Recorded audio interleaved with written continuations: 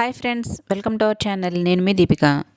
Fruits తినడం ఆరోగ్యానికి చాలా మంచిదని మనందరికీ తెలిసిన విషయమే. కానీ ఇప్పుడు మనకి వర్షాకాలం అనేది రాబోతుంది. మరి ఈ వర్షాకాలంలో కొన్ని ఫ్రూట్స్ తినడం వల్ల, ముఖ్యంగా చిన్నపిల్లలు తినడం వల్ల ఏంటంటే వాళ్ళకి తరచుగా జలుబు, దగ్గు లాంటివి వస్తూ ఉంటాయన్నమాట.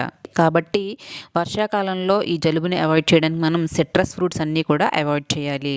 నిమ్మ జాతికి చెందిన ఫ్రూట్స్ని తినడం వల్ల జలుబు చేస్తుంది. జలుబు చేయడానికి ఎక్కువగా ఛాన్స్ ఉంటుందన్నమాట. కాబట్టి మనం ఈ వర్షాకాలంలో సిట్రస్ ఫ్రూట్స్ అంటే ఆరెంజెస్ కానీ, గ్రేప్స్ కానీ, లైమ్స్ కానీ, లేదంటే మనకి ఉండే కమలాకాయలు, బత్తాయిలు ఇలాంటి ఫ్రూట్స్ అన్నీ కూడా మనం అవాయిడ్ చేయాలి. అలాగే వాటర్ కంటెంట్ ఎక్కువ ఉన్న ఫ్రూట్స్ కూడా మనం అవాయిడ్ చేయాలి. అంటే వాటర్ మెలన్ కానీ, మస్క్ మెలన్ కానీ ఇవి మనం ఎండాకాలంలో తింటే మంచిది. బట్ వర్షాకాలంలో మనకి ఇవి తినడం వల్ల జలుబు చేసే ఛాన్స్ ఎక్కువగా ఉంటుంది. కాబట్టి ఇలా మెలన్ ఫ్రూట్స్ అంటే వాటర్ కంటెంట్ ఉన్న ఫ్రూట్స్ని కూడా అవాయిడ్ చేయండి. ఇక అలాగే మనం వర్షాకాలంలో రోగనిరోధక శక్తిని పెంచే ఫ్రూట్స్ అనేవి ఎక్కువగా తింటూ ఉండాలి. అలాగే సీజనల్ ఫ్రూట్స్ని కూడా తినడం మంచిది. ఇక వర్షాకాలంలో మనకి సీజనల్ ఫ్రూట్ అంటే మనకు ముందుగా గుర్తొచ్చేవి జామున్ ఫ్రూట్స్ అంటే నేరేడు పళ్ళు. నేరేడు పళ్ళు మనకి వర్షాకాలంలో విరివిగా లభిస్తూ ఉంటాయి. అలాగే ఇవి మనకి రోగనిరోధక శక్తిని కూడా చాలా పెంచుతాయి. కాబట్టి నేరేడు పళ్ళు తినడం ఎంతో మంచిది.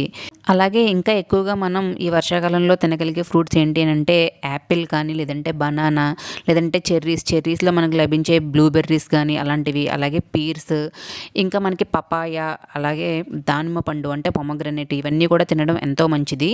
కానీ జలుబులో ఉన్నప్పుడు, ముఖ్యంగా చిన్నపిల్లలకి జలుబులో ఉన్నప్పుడు మనం ఈ పొమగ్రనేట్ అంటే దానిమ్మను కానీ, లేదంటే అరటి పండును కానీ కొంచెం అవాయిడ్ చేయొచ్చు. నార్మల్గా ఉంటే వర్షాకాలంలో కూడా మనం బనానాని అలాగే పొమగ్రనేట్ని తినొచ్చు ఫ్రెండ్స్. కానీ ఎవరికైనా జలుబు చేసినప్పుడు కానీ, చిన్నపిల్లలకి నజ్జించింది అని అనిపించినప్పుడు కానీ ఇలా అరటి పండుని అలాగే దానిమ్మని మనం అవాయిడ్ చేయాలన్నమాట. లేదంటే నార్మల్గా అయితే మనం తినవచ్చు.